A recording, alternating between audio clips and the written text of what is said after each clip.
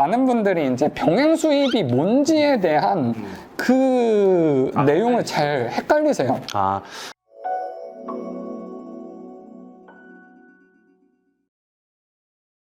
사실 제가 자주 쓰는 말이 이제 브랜딩 병행 수입이란 말을 많이 쓰고 있는데요. 일반적으로 병행 수입의 정의가 뭐냐면, 만약에 예를 들어서 크록스라는 신발의 독점권을 우리나라에 누군가가 갖고 있어요. 그러면 이 사람은 크록스에 대한 독점권을 가지고 있는 사람이잖아요. 근데 우리나라는 독점 권한이 있는 사람이 있음에도 불구하고 내가 크록스를 정품 유통 경로라고 그거를 통해서 물건을 수입을 했을 경우, 이 사람이 독점 권한이 있다 하더라도 나에 대해서 법적으로 제재를 할 수 없는 것을 병행 수입이라고 얘기를 해요. 그러니까 이 사람도 수입하는데 나도 병행으로 할 수 있어. 그런 의미가 원래 병행 수입인데, 중국에는 굉장히 많은 도매처도 있지만 공장은 한두 군데에서 생산이 될 거란 말이에요. 맞아요.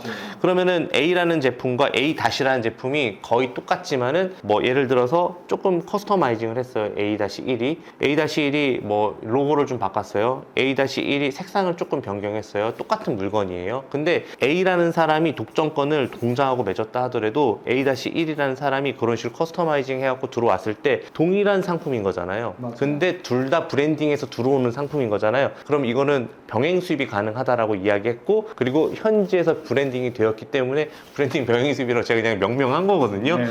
그래서 많은 사람들이 헷갈려 하시는데, 그냥 제가 이제 사람들이 늘 이야기하는 병행 수입은 그냥 중국에서 어떠한 공장에서 만들어진 제품도 누구나 수입을 할 수 있다, 그런 의미로 그렇게 얘기를 한 거라고 해주시면 될 것 같아요. 일반 수입과 큰 차이가 없다고 보시면 되는데, 이제 좀 사입이라는 말과 중국 수입이라는 말과 병행 수입이라는 말과 너무나도 혼재돼서 사용하고 있기 때문에, 그냥 저는 그냥 제가 저희 구독자분들에게는 브랜딩 병행 수입이라고 이렇게 말씀을 드리면서 정의를 확실하게 해드려요. 오늘 정말 명쾌하게 이렇게 해답을 주신 것 같아서 너무 좋습니다. 자, 그러면 다음으로 이제 질문을 넘어가서, 중국 내의 브랜드들, 유명한 브랜드들이 있잖아요. 뭐 샤오미, 하이얼, 이런 관련된 유명한 브랜드들이 많이 있는데, 이거에 대해서 저희 구독자 여러분들이나 아니면은 수강생분들이 이거를 팔고 싶다, 팔아도 되냐, 이거를 많이 물어보시거든요. 이거에 대해서 명쾌하게 해답을 주실 수 있을 것 같아요. 이것도 똑같아요. 병행 수입이 합법인 나라잖아요, 우리나라는요. 맞습니다. 네, A라는 사람이 독점 권한을 갖고 있다 하더라도요, 내가 정품이라면 정품 유통 경로를 통해서 가져온 물건이라고 한다면 판매해도 상관이 없어요.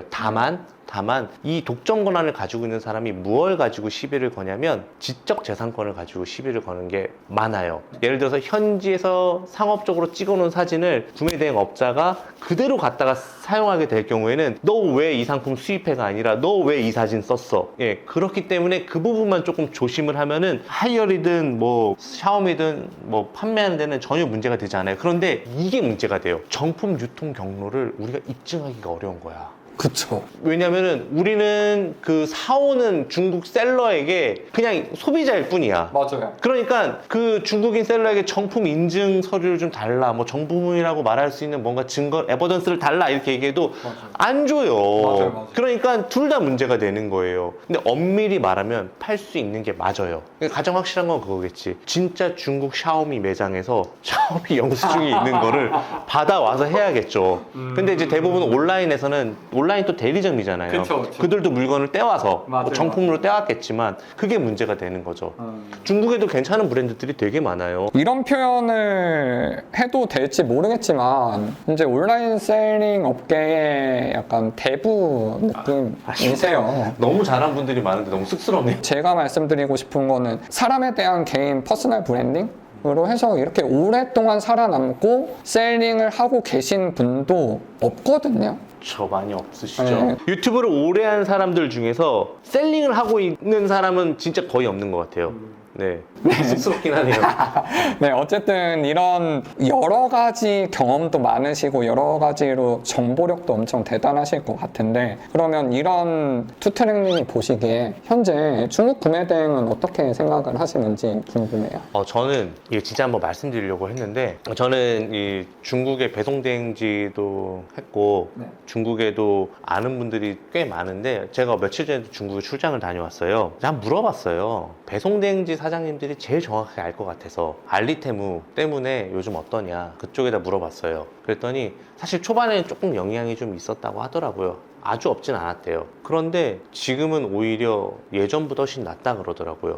업황이. 왜냐? 신규 진입자가 많이 줄었어요. 근데 기존에 잘하고 있는 사람들은 더 잘하게 된 거예요. 맞아요. 그러니까 배송대행지 분들은 신규로 진입하신 분들에게 배송대행지 시스템을 설명해야 되고 막 이런 것들이 없어지고 자질구레한 일들이 없어지고 잘하는 사람은 알아서 도도 잘하니까 맞아요. 더 일이 손이 안 가고 물량은 더 늘어나고 더 잘 된다 라고 이야기하더라고요. 야, 이게 역시 시장은 돌고 도는구나, 역사는 돌고 도는구나, 반복되는구나, 그걸 좀 많이 느꼈는데 저는 그 중국 구매 대행은 절대 없어지지 않을 것 같아요. 구매 대행 자체를 국내에서 우리나라 법에서 못하게 하지 않는 이상은. 예, 왜냐면 세계 굴뚝이에요. 제일 먼저 생산이 되고 제일 먼저 신제품이 나오고 그런 상품들을 제일 먼저 갖고 올 수 있고 심지어 중국이 또 저렴하잖아요, 많이. 그러다 보니까 그거를 재가공해서 들어와 갖고 브랜드로 하시는 분들은 또 다른 영역이긴 하지만 그 브랜드가 안 되어 있는 노브랜드 상품을 그대로 우리가 갖고 와서 구매 대행으로 잘 포장해서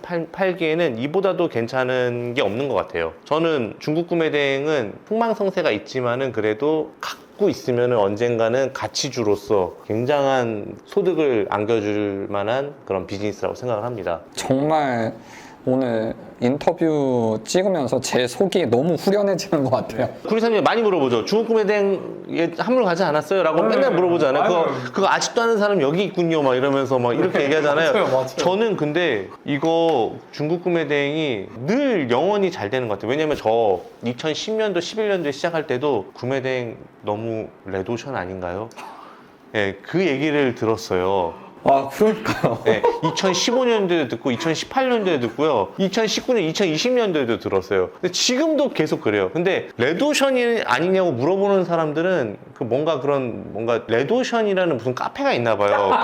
왜냐면 그분들은 계속 사업을 안 하시고 레드오션이냐고 물어보기만 하고 사실 돈은 레드오션에서 벌리거든요. 근데 그거를 많이 잊으시는 것 같아요. 블루오션은요, 내가 다 총대매야 돼. 아무것도 없는 상황에서 시장과 법과 절차를 내가 다 만들어야 되는데 이미 선배들이 많이 해놨고 이미 잘 되고 있는 인프라가 있고 거기서 내가 노하우만 보태서 뭐 중국 구매 대행 갖고 연매출 1조 할 거 아니잖아요. 네, 뭐 회사 뭐 IPO 해갖고 상장할 거 아니잖아요. 그냥 여러분들이 접하는 구매 대행은 진짜 월급보다 좀 더 나은 수준이고 그걸 기반으로 새로운 비즈니스로 뻗어나갈 수 있는 기본적인 비즈니스 중에 하나란 말이에요. 맞아요. 그렇게 접근을 해야지. 아이 뭐 레드오션 아니에요, 이미 한물 간 거 아니에요, 저는 원래 상장이 꿈이었는데요, 뭐 IPO가 꿈이었는데 저 유니콘이 되고 싶은데 구매 대행으로는 부족하지 않나요? 그러면 부족하지. 그런 의미로 좀 받아들였으면 좋겠어요. 맞아요. 그 하나의 사업의 일환으로 가져갈 수 있으면 되는 거죠. 이거를 꼭 평생 구매 대행만 해야 되는 것도 아니고. 자, 그러면은 우리 이제 구독자 여러분들이 온라인 셀링을 이제 새로 시작하시는 분들이 이제 있을 거란 말이죠.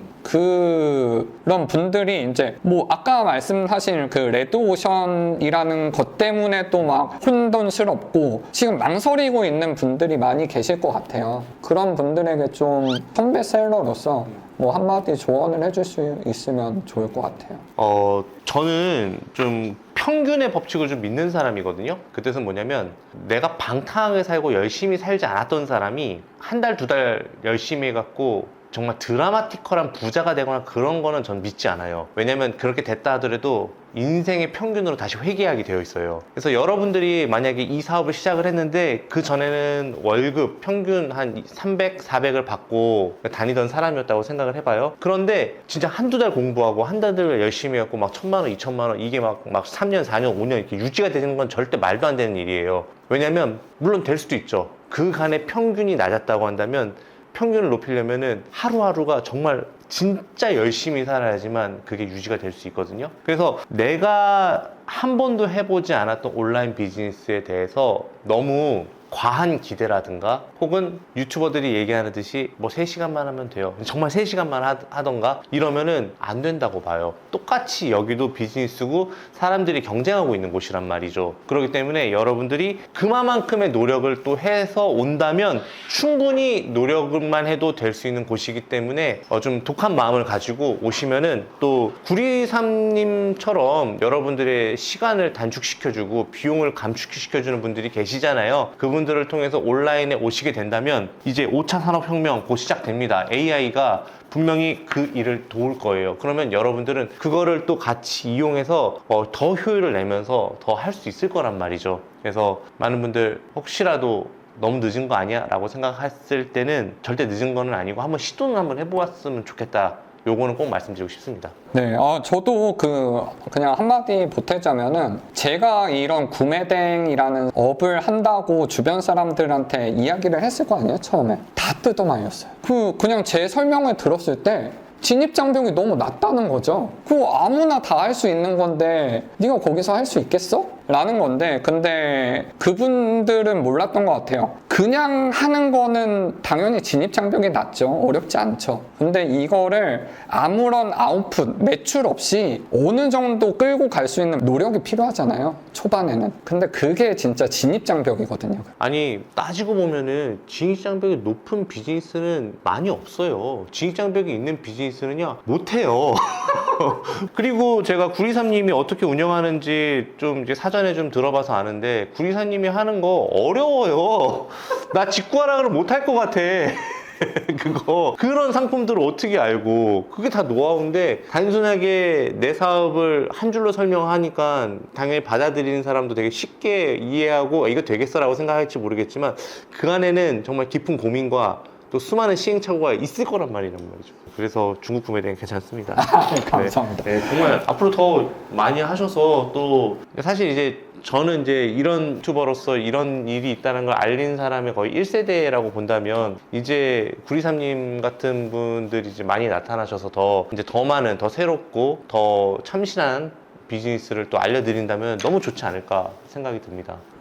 감사합니다. 네. 그러면 우리 저희 또 한 가지만 더 여쭤볼게요. 네. 저희 선배 셀러로서 네.